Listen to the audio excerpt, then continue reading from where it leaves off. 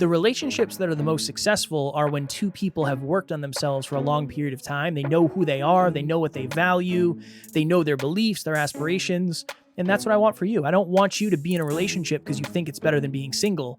I want you to be in a relationship because you know you can bring something to that relationship and you know you're getting something in return. But what I will say is being in a relationship just to avoid being single is a very big mistake as well. And I've seen so many people, myself included, who have ended up in relationships that are not aligned just because they don't want to be single because being single sucks. Next Level Nation, welcome back to another very special, as always, episode of Next Level University, where we teach you how to level up your life, your love, your health, and your wealth. We hope you enjoyed our latest episode. It was number 1199. Sometimes saying no is saying yes to yourself. Today, for episode number 1200. I just naturally say 1,100 because I've been saying it for the last 100.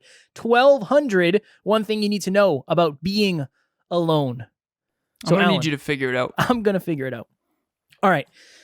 This is an intricate story I'm going to tell.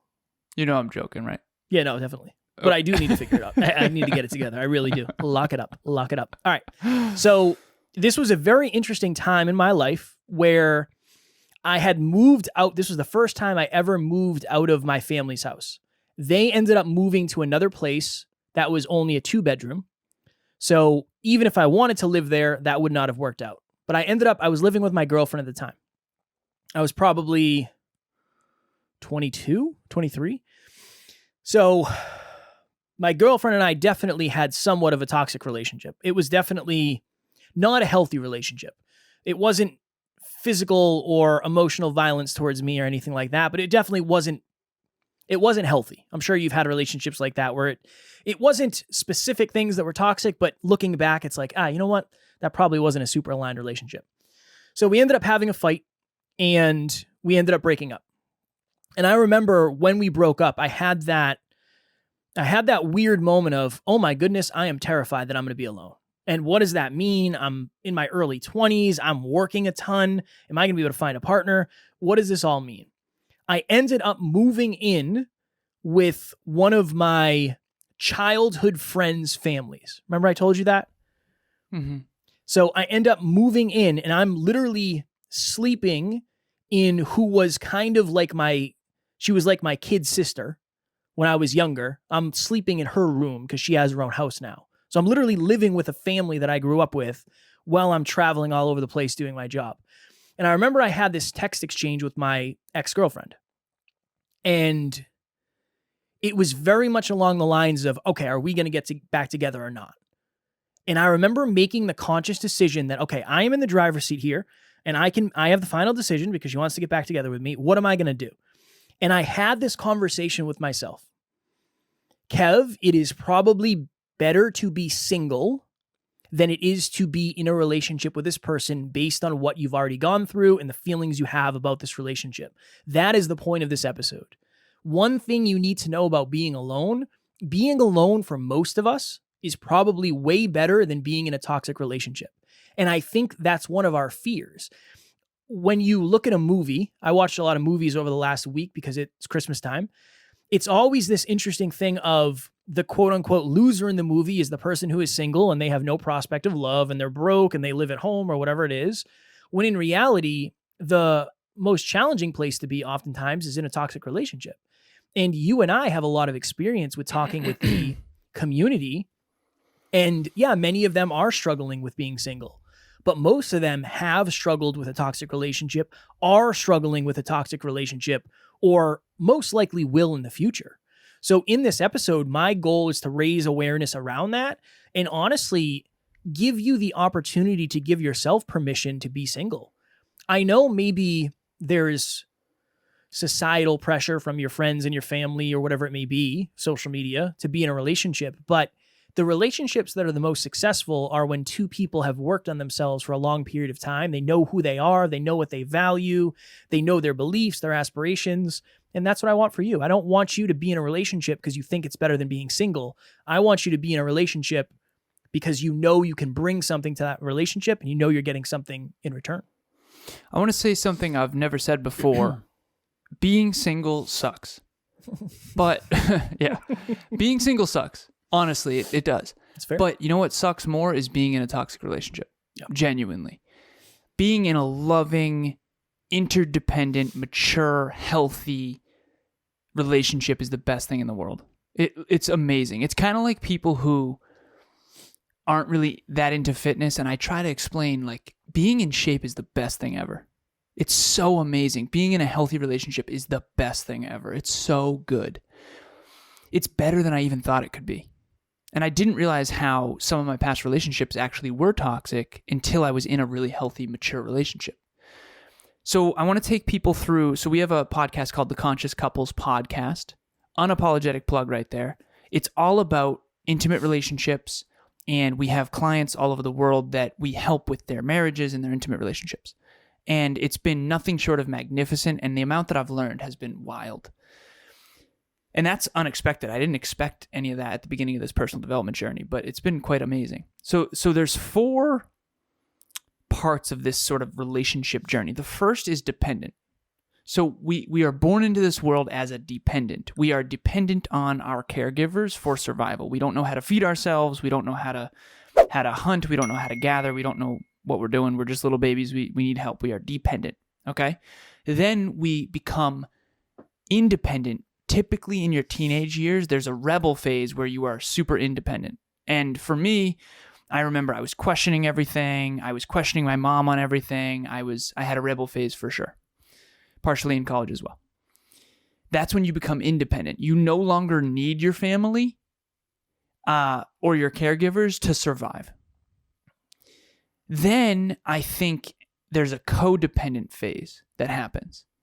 Codependence, and there's a great book called Codependence No More, is basically you need each other and you have this weird, unhealthy attachment to each other, but you don't necessarily want or like each other.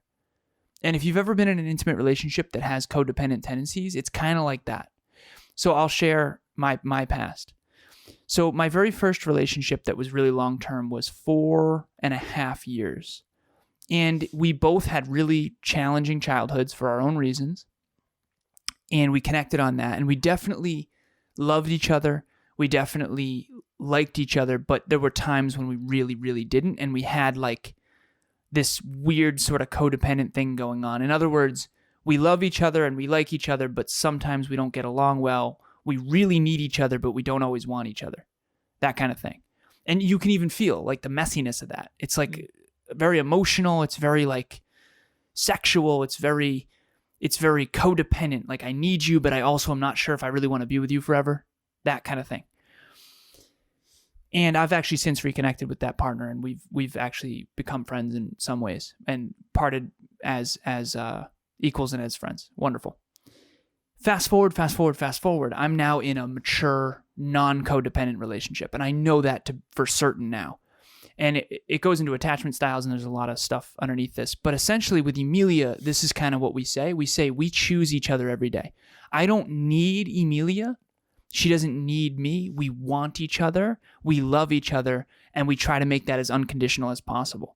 We are choosing to be with each other. It isn't like I rely on her for my existence. She relies on me for her existence. Now, of course, when it comes to love, in many ways, I do need her from a heart perspective, but it's not like I can't survive without her or vice versa. And so we don't need each other. We actually want each other. And the analogy here is, if you're only with your partner out of the fear of being alone, that's not true love. True love is, I know I have other options and I still choose you. I think that's a very abundant, more than enough, unconditional, loving relationship. And it's a very mature, wonderful thing. Very healthy. So you have dependent, you have independent, you have codependent, and then you have interdependent. Interdependent is when you get to a place where you don't need each other, but you still want each other. So Kevin and I have a very interdependent relationship. I'm not going to... I need you, son. Yeah, brother. I need you. You complete me. And okay, so here's the thing. Kevin and I don't need each other to be successful, but we do believe we'll be more successful together than apart. right? And Just that's leave a good me the analogy. instruction manual. If you plan on leaving, just leave me the instruction manual, please. Of Leave me the course. cheat codes. If Kevin's ever selling off NLU assets, you know something's happened to me. No, I'm joking. All right, so but that's the point here. And being single, honestly, I just want to say it. I think it sucks. I never really liked it that much. Even though it seems fun to like date and to be with a bunch of people and whatever, blah, blah, blah. Maybe not bunch of people is the wrong phrasing, but I think it seems really shiny and fun on the surface. I think most single people are actually unhappy and pretending to be happy to compensate for the fact that they're unhappy. But what I will say is being in a relationship just to avoid being single is a very big mistake as well. And I've seen so many people, myself included, who have ended up in relationships that are not aligned just because they don't want to be single because being single sucks. And so if you're in that position where you're in a toxic relationship, I've been there, so has Kevin, you've got to have the courage to leave. If you're out there and you're single and you're still looking for your partner, hang in there, work on yourself. You can attract your dream partner, but not until you become independent and get over the codependence that you have with your friends and your family. It wasn't until I essentially said, Alan, even if you're alone for the rest of your life, you are going to stay on this mission and you are going to not ever again be in a misaligned relationship with anybody, friends, family, or intimate, especially intimate. And that's when I finally felt free, for lack of better phrasing, to actually choose a healthy relationship and attract a healthy relationship rather than this codependent thing that ends up happening to so many of us. I'm Derek Smith, and I just wanted to talk to you real quick about group coaching. I found it to be very beneficial. The biggest thing that I got from it was definitely the tap out and keeping track of the daily habits. It's much easier to get these priorities done when it's scheduled. That way you know that you're doing them first compared to trying to fit them in later. So scheduling it and getting that done first and then having something accountable every single day to do those was definitely beneficial. So if you're thinking about giving group coaching a chance, you should definitely do it. I remember, Alan, this was a very interesting time in my life. So same partner, same relationship. You ever get the feeling that something is going on, but you don't know? Just intuitively, like something is up here. I don't know what it is, but something is up. So not proud of this, but I went through my partner's phone at the time because I knew something. I said, my intuition is on. I know something's going on. I know it. I can feel it. And at that time, I was doing the job that required a lot of travel. So I was traveling a lot. And I literally saw a text message between my partner at the time and somebody else that said, I can't wait for Kevin to leave. I'm just like so sick of him. And I remember seeing that. I was like, oh my God, that's like the worst thing ever. Oh my God. Right? I was like, I'm not ready for that.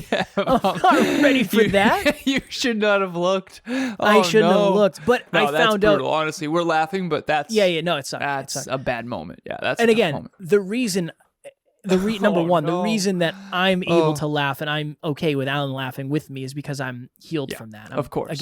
I've grown a lot since that, and I'm glad that happened when it did. But I remember thinking, okay, what the hell is this all about? And then I found out. Sorry. I'm so sorry. You're good. That's like something straight out of a comedy, man. No, it's worse. Oh, it gets worse. bad. That's bad. It literally Okay. gets worse.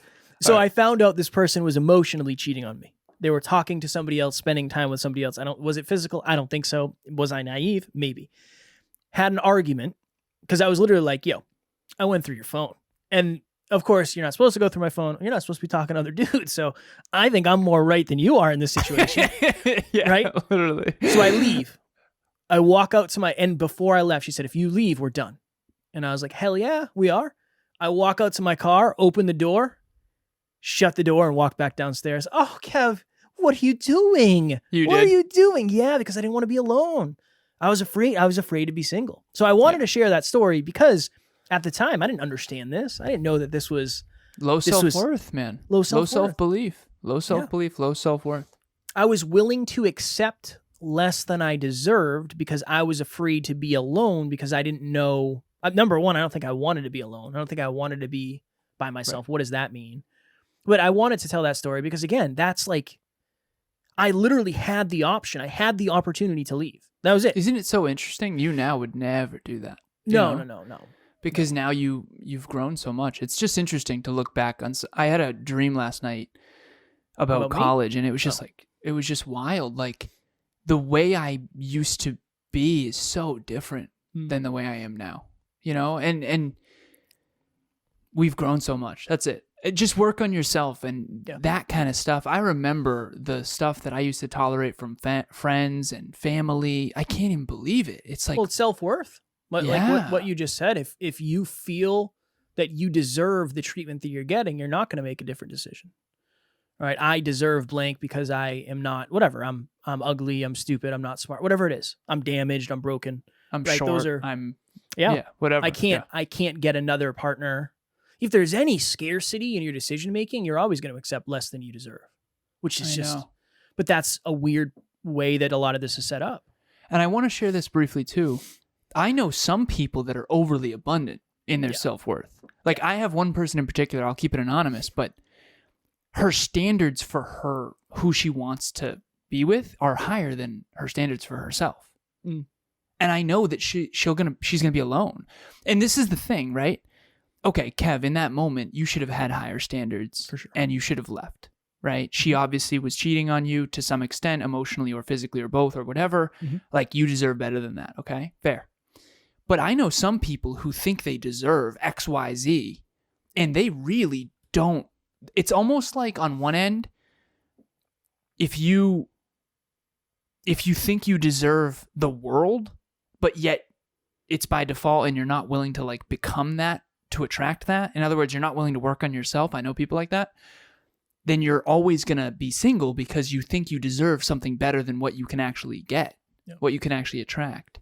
And then on the opposite end is, you actually deserve so much more, but you keep tolerating so much less because your self-worth is so low. And so we talk about it all the time, and this is a different episode, but accurate self-worth is the key. Accurate self-worth and accurate self-belief is the key. If your self-belief is way inflated based on the reality, you're going to shoot for things that are just so astronomical, you're never actually going to make progress, and you're going to crush your self-worth. If your self-worth is way inflated and yet you don't ever try anything challenging, you're never going to get the humble pie of like, oh, honestly, I'm still alone because maybe my standards for others are too high. Maybe I need higher standards for myself. So for me, I used to make the mistake of having such high standards for self and very low standards for how other people treated me. And in hindsight, that's very clear. But again, it's only clear now because I have higher self-worth now. And I don't think it wasn't clear to me at the time at all. Yeah. You know? Same. It gets very messy with people who have inflated self-worth or low self-worth and usually, by the way, Kev, and this is what I've come to in the relationship coaching. So I'm learning through clients, through podcast listeners, through conversations with podcast listeners. We've done hundreds at this point of conversations about relationships, and we also do events about relationships too. So this is not just my opinion. This is what I've really deduced from like many people's lives. Usually there's one partner who has inflated self-worth and one partner who has deflated self-worth, usually. Unless it's an extremely improvement-oriented relationship, in which case, with Emilia and I'll use us as an example, I think we both have fairly accurate self-worth. Or, honestly, both a little lower than they probably should be. But at least it's not an inflated or deflated thing going on. I would argue her and I have similar self-belief and similar self-worth. And so if you're out there watching or listening to this and you aren't single, you're in a relationship, and if you are single, look at your past. Most likely, if you have low self-worth, you attracted someone with inflated self-worth. And if you have inflated self-worth, you're most likely attracting people who have deflated self-worth to compensate for your ego. And honestly, that's a thing. Yeah, that's a thing. Don't get it twisted. It might be you. If you're listening to this, it probably isn't, because our listeners tend not to be that way. But I think we've all been on both ends of that spectrum. I think we tend to have a home. We've talked about it a lot, drive to 5. But if you have low self-worth, you're most likely with a partner who has inflated self-worth. And you got to be really careful with this. And as your self-worth increases, their ego is going to have to decrease. It's such an interesting thing, huh? Relationships are a whole thing.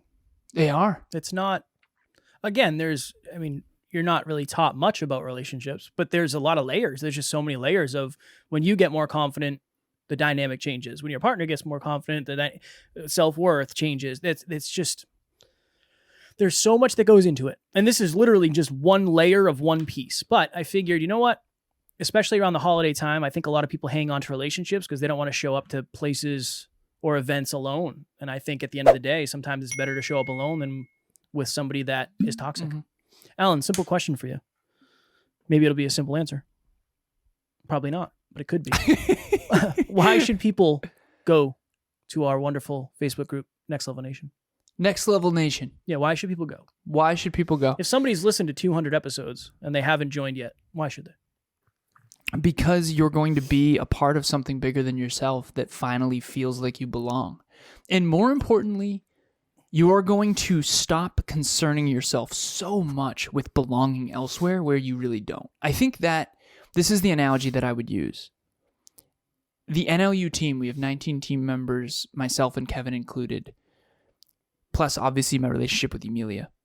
I'm not as concerned with whether or not other people like me. I'm not obliging as much. I'm not doing misaligned things to try to get validation. Why? Because I know that I'm loved at home.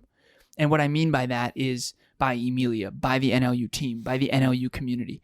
When you have so many aligned relationships in your corner, you're not as concerned with chasing external validation and the person's, places, things, and ideas that are not aligned. You just want acceptance. We all do.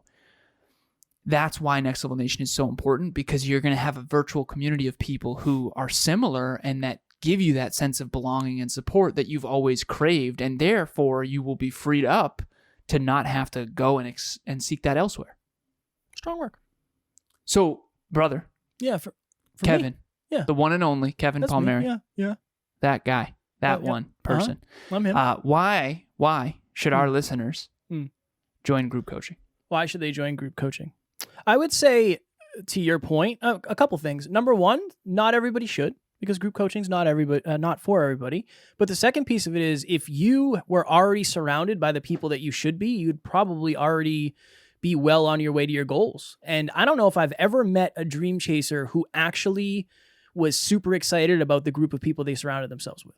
I think that is the number one pain point for somebody who wants more out of life is finding other people who also want more at the same level. And I think that is what group coaching brings. A unique opportunity not only to connect with Alan and I at a very deep level, but an opportunity to meet 9 other people who value what you value and growth, right? They value growth. They want to get to the next level of their lives, and they know that.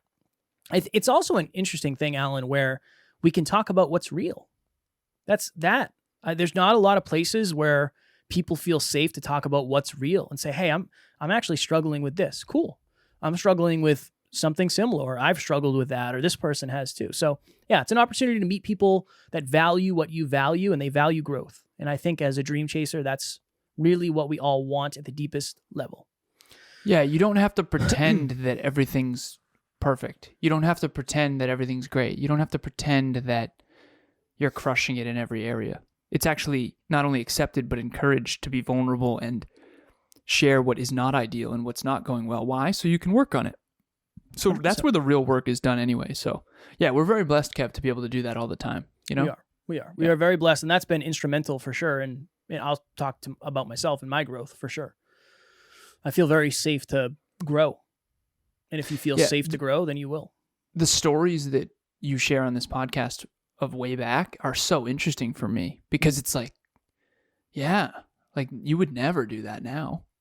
You would have gotten in the car and left. Like, okay, good luck, and teach their own. Even sooner, I would have had the self-worth not to attract and allow that person into my life, right? That's like the deeper layer.